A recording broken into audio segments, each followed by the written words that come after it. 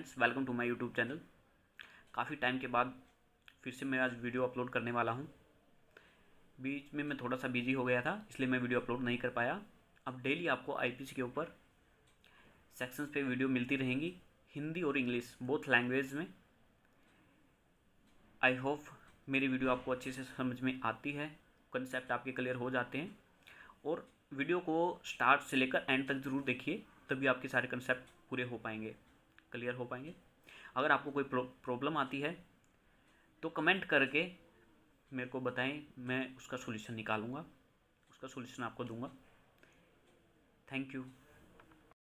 Section 79 of IPC, act done by a person justified or by mistake of fact believing himself justified by law. 79 कहता है विधि द्वारा न्यायानुमत या तथ्य की भूल से अपने को विधि द्वारा न्यायानुमत होने का विश्वास करने वाले व्यक्ति द्वारा किया गया कार्य है। सेक्शन 79 को आईपीसी में कैसे डिफाइन किया गया है उसकी एक बार डेफिनेशन हम रीड करेंगे। Nothing is an offence which is done by any person who is justified by law और who by reason of a mistake of fact and not by reason of a mistake of law in good faith believe himself to be justified by law in doing it।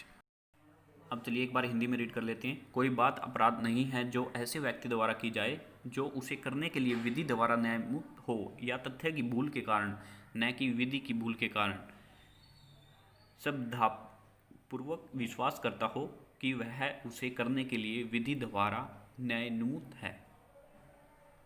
इसमें law क्या कहता है कि अगर कोई भी ऐसी बात ऐसे व्यक्ति द्वारा की जाए जो लॉ द्वारा जस्टिफाइड है, लॉ द्वारा करने के लिए बाध्य है, ऑथराइज है, ऐसे व्यक्ति द्वारा कोई काम किया जाए तो उसको अपराध नहीं माना जाएगा।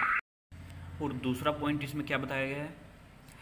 पहला पॉइंट हो गया कि अगर लॉ द्वारा जस्टिफाइड कोई व्यक्ति है, कोई काम करता है उस दायरे में रहकर, तो उसको अपराध नहीं माना जाएगा। सेकंड पॉइंट इसमें ये है कि अगर वो कोई काम करते हुए उसके माइंड में ये है गुड फेथ चलते हुए कि भाई इस काम को करने के लिए आप लॉ द्वारा जस्टिफाइड हो, और उसको तथ्यों की समझ नहीं है, मिस्टेक वहाँ पर उससे कुछ हुई है समझने में, और वो काम करता है गुड फेथ में, तो वहाँ भी उसको अपराध नहीं माना जाएगा।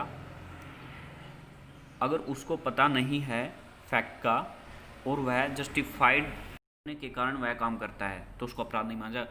बट अगर विधि की भूल के कारण उसने ये काम किया, जो हमारा लॉ है, लॉ में जो भी हमारी डेफिनेशंस दी गई हैं, जो भी सेक्शंस बताए गए हैं, उनकी भूल के कारण अगर वो लॉ जानता है तब भी वो उस काम को करता है तो उसको ऑफेंस माना जाएगा। नहीं तो अगर उसको मिस्टेक लगी हुई है फैक्ट बिलीविंग में और गुड फेथ में वो कार्य करता है, उसको ऑफेंस नहीं माना जाएगा। एक एग्जांपल देके मैं आपको बताऊंगा, वहाँ से आपको ये सारा क्लियर हो जाएगा। A sees Z commit what appeared to A to be a murder. A in the exercise to the best of his judgment accepted in good faith of the power which the law give to all person of apprehending murder in the fact.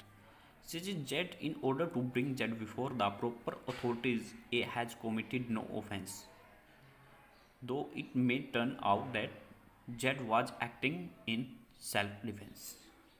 इस example में बताया गया कि A ने Z को देखा, A का murder करने के लिए उस पर हमला करते हुए, और Z को पकड़ लिया। उसके बाद में उसको फैक्ट का पता लगा कि जेड उसको मार रहा था सेल्फ डिफेंस में, ना कि उसका मर्डर करने के लिए। वो अपने सेल्फ डिफेंस में वार कर रहा था। तो ए को यहाँ पर पता नहीं था कि जेड सेल्फ डिफेंस में वार कर रहा है, उसने सोचा वो किसी का मर्डर कर रहा है, तो उसने उसको पकड़ लिया। बट उसको बाद में पता लगा कि वो सेल्फ डिफेंस में था।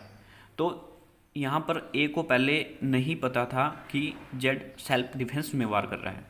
अगर पता होता तो वो उसको नहीं रोकता, और अगर रोकता पता होने के बावजूद तो उसको ऑफेंस माना जाता। अभी उसको पता नहीं था, गुड फेथ में उसने किसी को बचाने के लिए उसको पकड़ा, तो यहाँ इसको ऑफेंस नहीं माना जाएगा।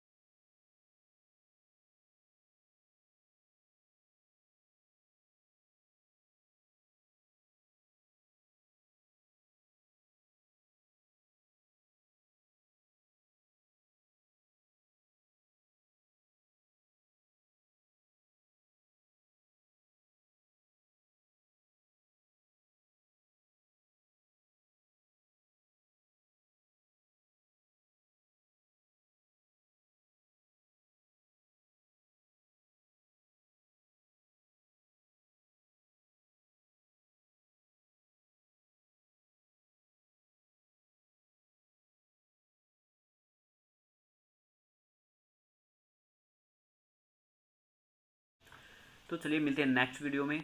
आज की वीडियो आई होप आपको समझ में आ गई होगी, कंसेप्ट आपके क्लियर हो गए होंगे। अगर कोई कंसेप्ट रहता है तो मेरे को कमेंट करके बताइए, मैं आपका कंसेप्ट क्लियर करूँगा। और वीडियो को ज़्यादा से ज़्यादा शेयर करिए, लाइक करिए और कमेंट करिए, ताकि और भी लो स्टूडेंट्स को इसका बेनिफिट मिल सके। ज़्यादा से ज़्यादा इसको शेयर करिए और जो भी नहीं है इस चैनल को सब्सक्राइब करें। Thank you.